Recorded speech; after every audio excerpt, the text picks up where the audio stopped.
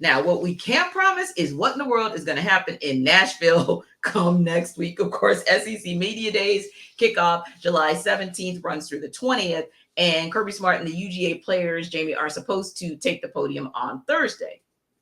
But leading up to SEC Media Days, it seems like every day we're getting a different report out of Athens for something that's happening off the field. The most recent, of course, is that of the civil lawsuit filed by Tori Bowles. Tori Bowles, of course, survived that fatal car wreck that took the lives of Devin Willock and Chandler LaCroix back on January 15th.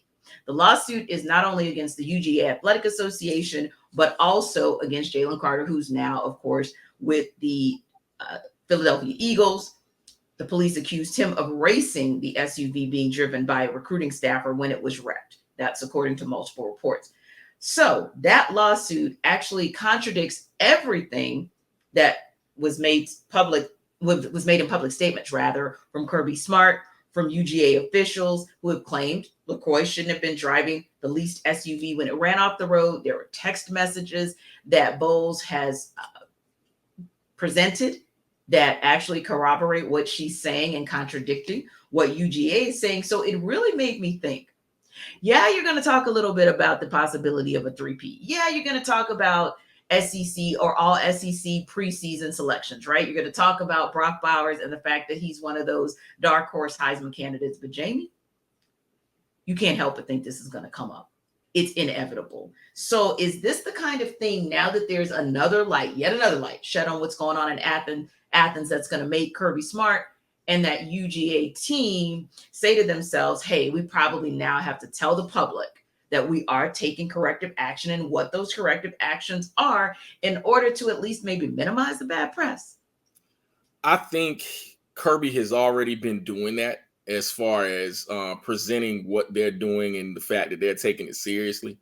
I think Kirby is one of those coaches that really within that organization, that school, gets you excited, but also is a master deflector.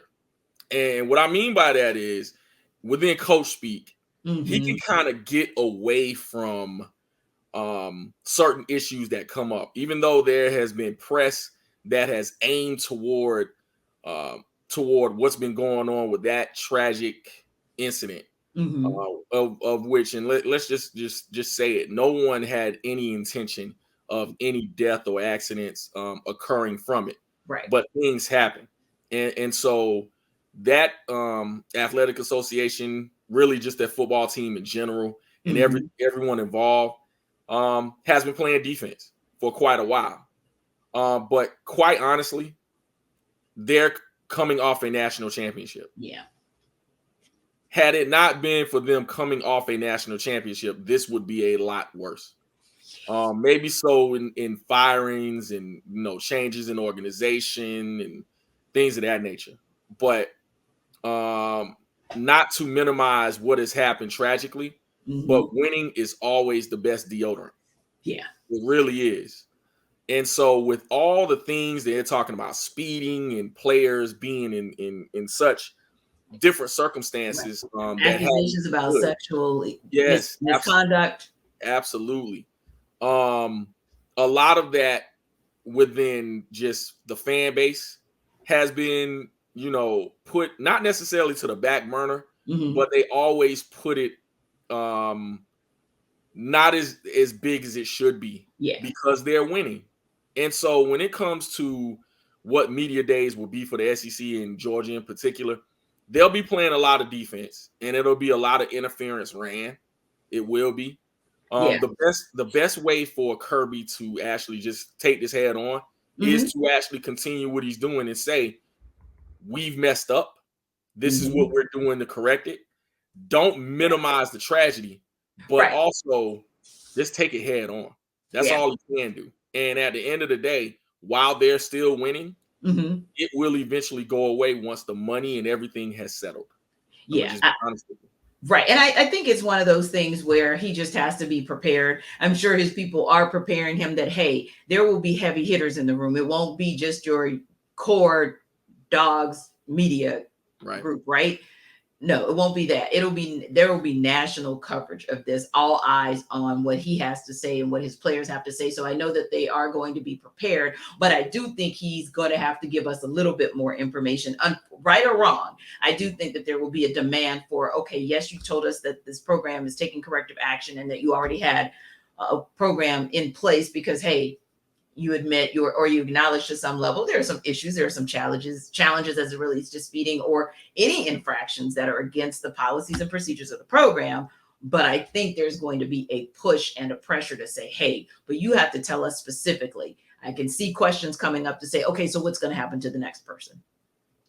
Because nothing happened supposedly to Rosemary Jackson, right? So what's going to happen to that next person? Is he going to, that next player is going to be suspended for a game, a half a season, kicked off out of the program? Like, I do think he has to be prepared for those questions, because I think every time, to your point, that UGA is able to minimize the attention on some of the off the field issues, something like the civil lawsuit comes to the forefront with some leaked information related to it that seems to contradict what UGA says. I feel like the only thing that may deflect a little bit of attention is Tennessee has issues of their own. So they're going to be under the microscope as well, because now they've been for 3 football seasons, they've been hundreds of violations, and that information just came out. So it'll be kind of interesting to see kind of the tone and tenure. Back to what you said, Jamie, which is, how is Georgia going to be handled at SEC Media Days, being that they are the current national champions and Tennessee is just kind of waiting their turn, and how much heat and pressure are going to be on them as well. You want to be winners, but these are the winners, right? So, and the other thing I thought that was interesting as well, and I don't know if it is something that is coincidental. Some would say maybe not, but word came down on Wednesday as well that the Dogs head of academics retired. So, or resigned, if you will. And he said that despite the Dogs recording actually their best academic performance ever collectively for last year, he says, quote, Magdi El-Shahawi is his name. Quite simply, this is a case of burnout. I needed to take a break to recharge as well as spend more time with my boys. But the timing, I think, is going to be a question as well. To me, Jamie, I feel like that's going to make room or space for people to investigate further and speculate further to say, that's interesting. Are we going to hear some things eventually that are going to come out that question the legitimacy of the academic performance of UGA? We'll see. Your academic institution first, but we know athletics is the straw that stirs the drink, and why we're all here. So we'll see. Yeah, I think it'll be interesting to see if there's any correlation there. And it could just be coincidental, but you just know how this world works. We will see, because of course we're going to come back next week. Jarvis will be back as well, and we'll talk to you guys and bring you reaction from SEC Media Days. So stay tuned to hear more about what's going on at SEC Media Days.